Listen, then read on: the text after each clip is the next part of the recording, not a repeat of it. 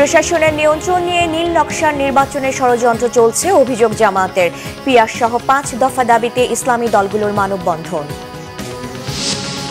শেখ হাসিনাকে ফেরাতে ইন্টারপোল সহ সব সংস্থার সাথে আলোচনা চলছে, জানালেন দুদক চেয়ারম্যান। জুলাই হত্যা মামলায় সাবেক প্রধানমন্ত্রীর বিরুদ্ধে তৃতীয় দিনে যুক্তিতর্ক উপস্থাপন।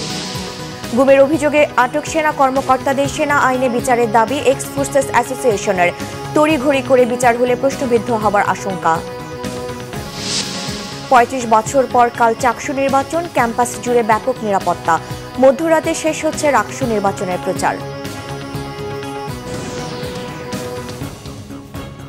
দেখছিলেন ক্রাউন সিমেন্ট সংবাদ শিরোনাম, এবার বিস্তারিত।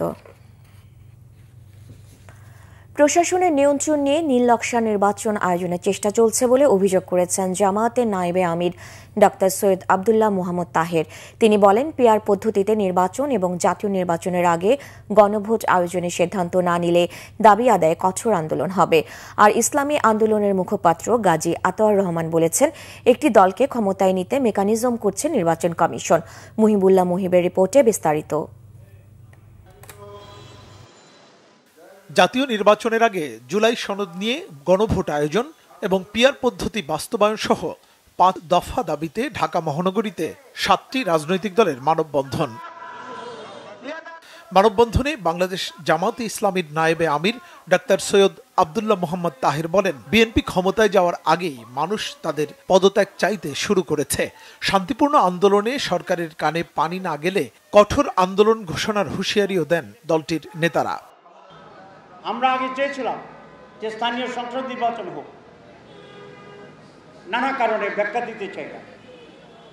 তখনও বলছিলেন যে এটা করে যদি ফেল করি তাহলে তো ফেল করলে তো এটাতে করাই ভালো, জাতীয়টাতে করলে তো সব ফেল।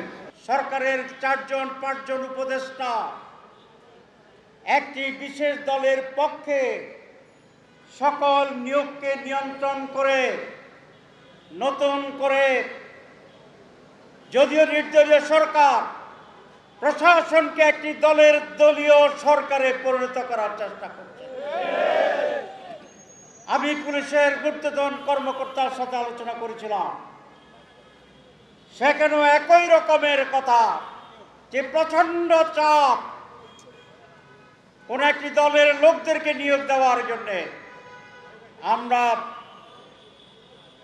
বলতে চাই, কোন একটি দলের লোককে বিভিন্ন গুরুত্বপূর্ণ সিভিল এবং পুলিশ প্রশাসনে বসিয়ে যেই নীল নকশার নির্বাচন করার ষড়যন্ত্র চলছে, এতে নির্বাচন সুষ্ঠু হওয়ার কোনো লক্ষণ দেখি না। এদিকে মতিঝিলের শাপলা চত্বরে মানববন্ধন করে ইসলামী আন্দোলন বাংলাদেশ। এ সময় দলটির নেতারা বলেন, ফ্যাসিস্টের দোসরদের দিয়ে সুষ্ঠু নির্বাচন সম্ভব নয়। জুলাই সনদের আইনি ভিত্তি না দিলে জুলাই অভ্যুত্থানে অংশ নেওয়া রাজনৈতিক দলগুলোকে সংকটে পড়তে হবে বলেও মনে করেন তারা। জুলাই সনদের যে গণভোট, জুলাই সনদের আইনি স্বীকৃতির জন্য যে গণভোট, সেই গণভোট নির্বাচনের আগে, জাতীয় নির্বাচনের আগে, জাতীয় নির্বাচনের তফসিল ঘোষণার আগে হতে হবে। এ ব্যাপারে আমরা দেখছি যে নির্বাচন কমিশন তারাও একটি দলের পক্ষে অবস্থান নিয়েছে।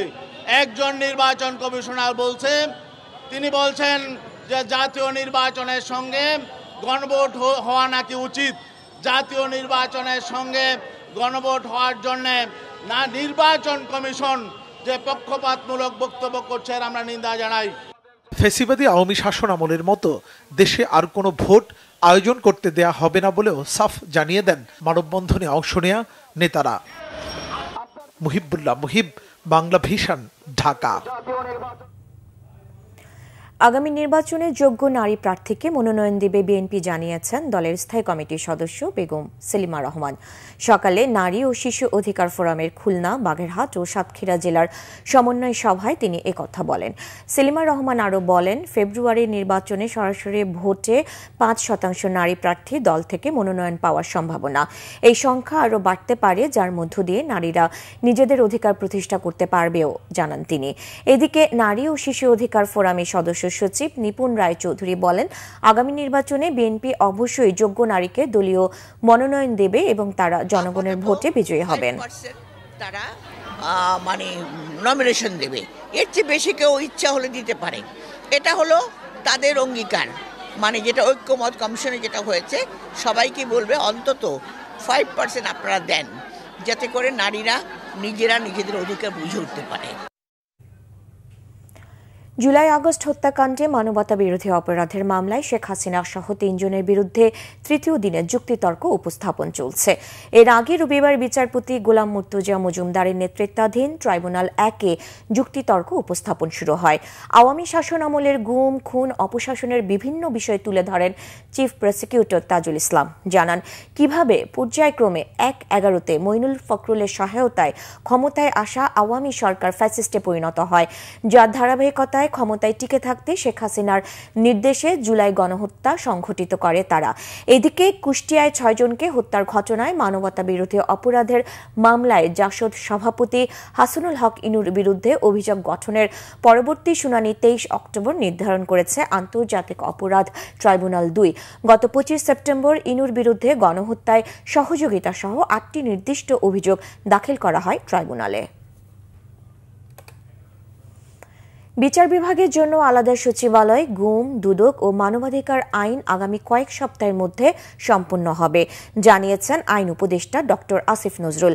আইন উপদেষ্টা বলেন, কোর্টে জামিনপ্রাপ্ত ব্যক্তিদের জামিন প্রক্রিয়া সহজ করতে অনলাইন বেল সিস্টেম চালু করতে যাচ্ছে আইন মন্ত্রণালয়। দেশে আইন ও বিচার ব্যবস্থাকে আরও শক্তিশালী করার লক্ষ্যে মঙ্গলবার সকালে সুপ্রিম কোর্ট অডিটোরিয়ামে বাংলাদেশ ইউএনডিপি আয়োজিত নতুন আইনজীবীদের ইন্টার্নশিপ অনুষ্ঠানে একথা বলেন তিনি।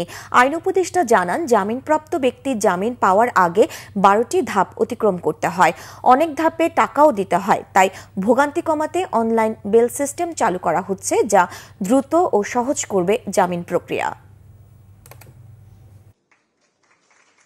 12টা প্রক্রিয়াতে যেতে হয়, তার 12টা প্রক্রিয়াতে 12টা ধাপে তাকে টাকা দিতে হয়, কোনো ধাপে 12টা ধাপে তাকে হয়রানির সম্মুখীন হতে হয়। আগামীকাল আমরা পাইলট প্রজেক্ট চালু করছি, একটা ক্লিক করবে আদালতের রায় থেকে সরাসরি এটা জেলখানায় পৌঁছে যাবে, যে জেলখানায় আসামি আছে।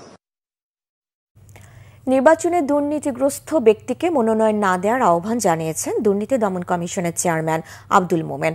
মঙ্গলবার দুদকের সম্মেলন কক্ষে সাংবাদিকদের সংগঠন রিপোর্টার্স এগেইনস্ট কর্পোরেশনের সাংবাদিকদের এক কর্মশালার উদ্বোধনী অনুষ্ঠানে তিনি এসব কথা বলেন। আব্দুল মোমেন বলেন, আওয়ামী লীগের শাসনামলে বহু প্রভাবশালী ব্যবসায়ী দুর্নীতির মাধ্যমে দেশকে প্রায় সর্বশান্ত করে ফেলার চেষ্টা করেছিল। এসব দুর্নীতি তদন্ত দুদক ভয়ভীতিহীনভাবে চালিয়ে যাচ্ছে। দুদক চেয়ারম্যান জানান, শেখ হাসিনা ও তার পরিবারের সদস্য সহ পলাতক দুর্নীতিবাজদের দেশে ফেরাতে ইন্টারপোলের মাধ্যমে রেড নোটিশ সহ বিভিন্ন আইনি পদক্ষেপ নেওয়া হয়েছে। তিনি আরও বলেন, পাচার হওয়া অর্থ দেশে ফেরানো কঠিন হলেও দুদক সহ সরকারের সংশ্লিষ্ট সংস্থাগুলো এই বিষয়ে নিরলস চেষ্টা চালিয়ে যাচ্ছে। বেচা কেনার কথা শুনি, এটা যেন না হয়। আমার কথা হচ্ছে যে শেষ পর্যন্ত দেশটার দায়িত্ব নেবেন রাজনীতিবিদরা, এটার মাঝামাঝি কোনো বিকল্প নাই। সুতরাং যদি এই ক্ষেত্রে সততা প্রতিষ্ঠিত করা সম্ভব হয়, এটার যে ট্রিকল ডাউন এফেক্ট, এটা বাকি অন্যান্যদেরও সৎ করতে বাধ্য। আপনি শীর্ষস্থানে দুর্নীতিগ্রস্ত রেখে আপনি দাবি করবেন যে না, আমি পুরো প্রতিষ্ঠান আমি চেঞ্জ করে ফেলবো, এটা কখনো হবে না। গুম, খুন সহ মানবতা বিরোধী অপরাধের অভিযোগে আটক সেনা কর্মকর্তাদের সেনা আইনে বিচারের দাবি করেছেন এক্স ফোর্সেস অ্যাসোসিয়েশন নামে একটি সংগঠনের নেতারা। তড়িঘড়ি করে আইসিটি আইন সংশোধন করে বিচার হলে তা প্রশ্নবিদ্ধ হবে বলে অভিমত তাদের। আটক সেনা কর্মকর্তারা ডিজিএফআই, এনএসআই কিংবা র্যাবে থাকতে অপরাধ করায় তার দায় সে সময়ের প্রধানমন্ত্রীর বলে দাবি করেন তারা। রিপোর্ট করছেন ইমরুল কায়েস। গুম, খুন সহ মানবতা বিরোধী অপরাধের অভিযোগে অভিযুক্ত সেনা কর্মকর্তাদের মধ্যে 15 জন সেনা হেফাজতে রয়েছে। আন্তর্জাতিক অপরাধ ট্রাইব্যুনালে তাদের বিচার হবে বলে জানিয়েছে প্রসিকিউশন। তবে আন্তর্জাতিক অপরাধ আইনে সেনা কর্মকর্তাদের বিচার হলে তারা ভবিষ্যতে পার পেয়ে যাবেন বলে দাবি করছেন এক্স ফোর্সেস অ্যাসোসিয়েশনের নেতারা। ঢাকা রিপোর্টার্স ইউনিটিতে সংবাদ সম্মেলনে অভিযুক্তদের বিচার সেনা আইনে করার দাবি করেন তারা। এই অপরাধীরা যাতে পার না পায় সেজন্যই কিন্তু এই কোঅর্ডিনেশনের মাধ্যমে সেনা আইনের মাধ্যমে যদি বিচার হয় তাহলে কিন্তু এই অপরাধীদের সর্বোচ্চ শাস্তি হবে। এবং আমি মাননীয় সেনাপ্রধানকে রিকোয়েস্ট করব এবং অনুরোধ করব, বা হলো স্বচ্ছতার ক্ষেত্রে যেভাবে আইসিটি অ্যাক্ট যে বিচার হচ্ছে লাইভ প্রক্রিয়ার মাধ্যমে একদম জনগণ দেখতে পাচ্ছে, প্রয়োজনে সেনাবাহিনী সে পদক্ষেপ নেবে। বাহিনীর বাইরে যারা বিভিন্ন স্থানে প্রেষণে যায় তাদের দায় দায়িত্ব ওই বাহিনী প্রধানদের নয়, ওই বাহিনীর নয়। যার আন্ডারে চাকরি করতেছে তাদের দায়িত্ব, তাদের অপরাধ হোক বা তাদের পারফরমেন্স সব কিছুর জন্য। আর ডিজিএফআই যত আয়নাগর এবং গুম খুনের সাথে জড়িত, কাজেই এইটার দায়িত্ব ডিজিএফআইকে নিতে হবে এবং ডিজিএফআইয়ের বস হচ্ছে প্রধানমন্ত্রী, এই প্রধানমন্ত্রীকে নিতে হবে। সেনাবাহিনীতে থাকতে নয়, ডিজিএফআই, এনএসআই কিংবা র্যাবে থাকতে তারা গুম খুনের অপরাধ সংগঠন করেছে বলে দাবি করেন বক্তারা। তবে অন্য সংস্থায় থাকতে করা অপরাধের দায় সেনাবাহিনী না হলে বিচার কেন সেনা আইনে করতে হবে, এমন প্রশ্নের সদুত্তর দিতে পারেনি সাবেক এই সেনা কর্মকর্তারা। আমাদের আহ্বান থাকবে, কোনো ব্যক্তিগত আক্রোশ, পুঞ্জীভূত ক্ষোভের কারণে স্বৈরাচারের মতো জুডিশিয়ারিকে আঙ্গুল দেখিয়ে, বুড়ো আঙ্গুল দেখিয়ে ইচ্ছামতো তড়িঘড়ি করে আইন সংশোধন করে বিচার করে যেন এখানে ত্রুটি না থাকে। সেনাবাহিনী নিয়ে কোনো গুজব না ছড়ানোর আহ্বান জানান বক্তারা। ইমরুল কায়েস, বাংলা ভিশন, ঢাকা। বাংলাদেশের গভীর সমুদ্রে মাছ ধরা, ফল রপ্তানি এবং ভ্রাম্যমাণ কোল্ড স্টোরেজ স্থাপনে সহায়তার আশ্বাস দিয়েছে জাতিসংঘের খাদ্য ও কৃষি সংস্থার মহাপরিচালক ডক্টর কু ডং ইউ। রোমে FAO এর সদর দপ্তরে প্রধান উপদেষ্টা ডক্টর মোহাম্মদ ইউনুসের সাথে এই আশ্বাস দেওয়া হয়। প্রফেসর ইউনুস বলেন, বাংলাদেশের গভীর সমুদ্রে থাকা সত্ত্বেও এর যথাযথ ব্যবহার করা যাচ্ছে না। এই সুযোগ বিদেশি ট্রলার দেশের সীমানায় ঢুকে মাছ ধরে থাকে। মৎস্য আহরণে পর্যাপ্ত যন্ত্রপাতি সহ বিভিন্ন সহযোগিতা চেয়েছেন প্রধান উপদেষ্টা। এছাড়াও বাংলাদেশের ক্ষুদ্র চাষিদের ফসল কাটার পর তা সংরক্ষণে বিশেষ ডিজাইনে স্টোরেজ তৈরিতেও সহযোগিতা চান প্রফেসর ইউনুস। এর আগে ব্রাজিলের প্রেসিডেন্ট লুলা ডি সিলভার সাথে প্রধান উপদেষ্টার সাক্ষাৎ হয়। দেশটির প্রেসিডেন্ট আগামী ফেব্রুয়ারির মধ্যে বাংলাদেশ সফরের আশ্বাস দিয়েছেন। বাংলাদেশের যে ল্যান্ডের যে আয়তন, তার চেয়েও বেশি জায়গা এই আমাদের ওশানে আছে, কিন্তু আমরা এটা পুরোটা এক্সপ্লোরই হচ্ছে না।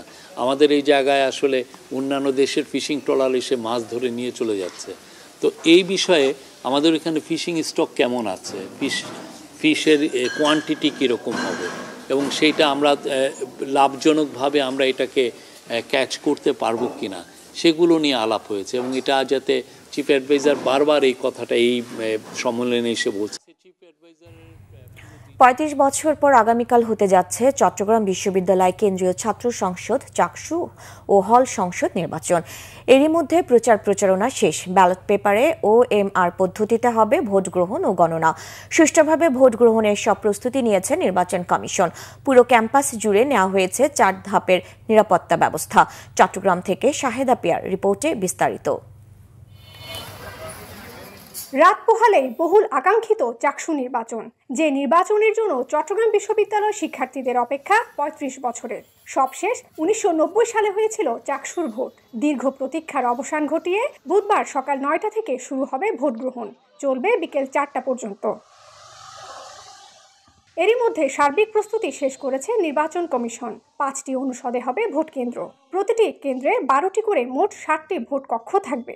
নির্বাচন ঘিরে ক্যাম্পাস জুড়ে থাকছে 4 ধাপের নিরাপত্তা ব্যবস্থা। ভোট গ্রহণের স্বচ্ছতা নিশ্চিতে বিশ্ববিদ্যালয় প্রশাসন ভোট গ্রহণ ও গণনা প্রক্রিয়া সরাসরি দেখাবে ক্যাম্পাস জুড়ে স্থাপন করা 14টি বড় LED স্ক্রিনে।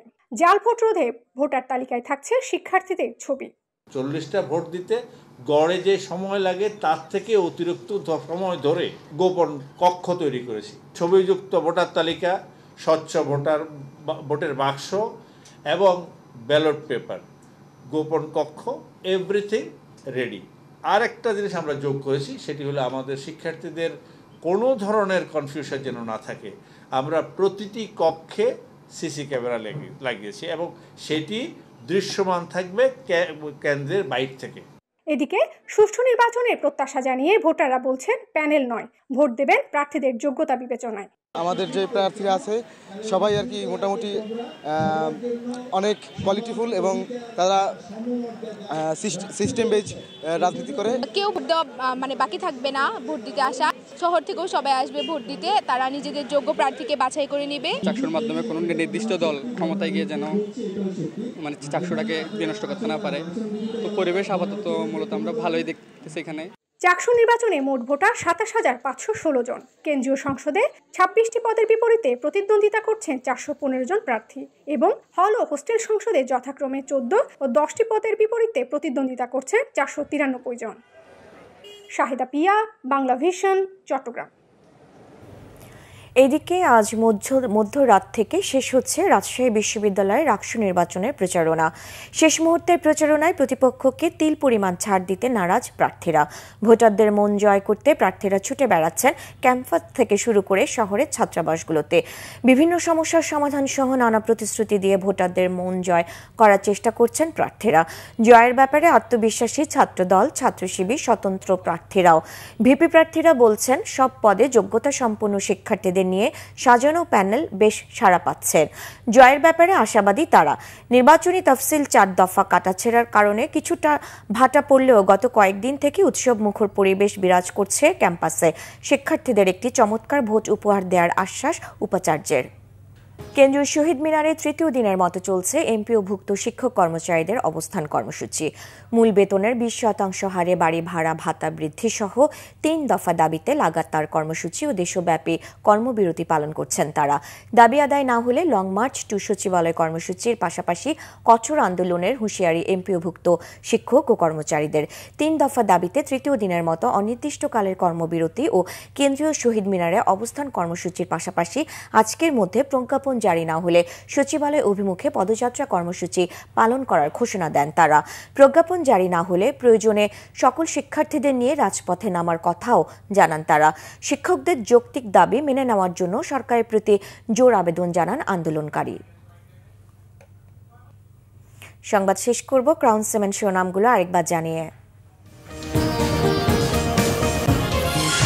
প্রশাসনের নিয়ন্ত্রণ নিয়ে নীল নকশার নির্বাচনে ষড়যন্ত্র চলছে অভিযোগ জামায়াতের। পিয়াজ সহ ৫ দফা দাবিতে ইসলামী দলগুলোর মানববন্ধন। শেখ হাসিনাকে ফেরাতে ইন্টারপোল সহ সব সংস্থার সাথে আলোচনা চলছে জানালেন দুদক চেয়ারম্যান। জুলাই হত্যা মামলায় সাবেক প্রধানমন্ত্রীর বিরুদ্ধে তৃতীয় দিনে যুক্তিতর্ক উপস্থাপন। গুমের অভিযোগে আটক সেনা কর্মকর্তাদের সেনা আইনে বিচারের দাবি এক্স ফোর্সেস অ্যাসোসিয়েশনের। তড়িঘড়ি করে বিচার হলে প্রশ্নবিদ্ধ হবার আশঙ্কা। ৩৫ বছর পর কাল চাকসু নির্বাচন, ক্যাম্পাস জুড়ে ব্যাপক নিরাপত্তা। মধ্যরাতে শেষ হচ্ছে রাকসু নির্বাচনের প্রচার।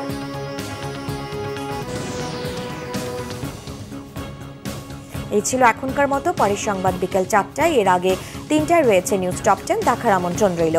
এছাড়া বাংলা ভিশন সংবাদ ও সংবাদ সংশ্লিষ্ট অনুষ্ঠান দেখতে ভিজিট করুন www.bvnews24.com ও facebook.com/banglavisionnews এবং সাবস্ক্রাইব করুন youtube.com/banglavisionnews। ধন্যবাদ।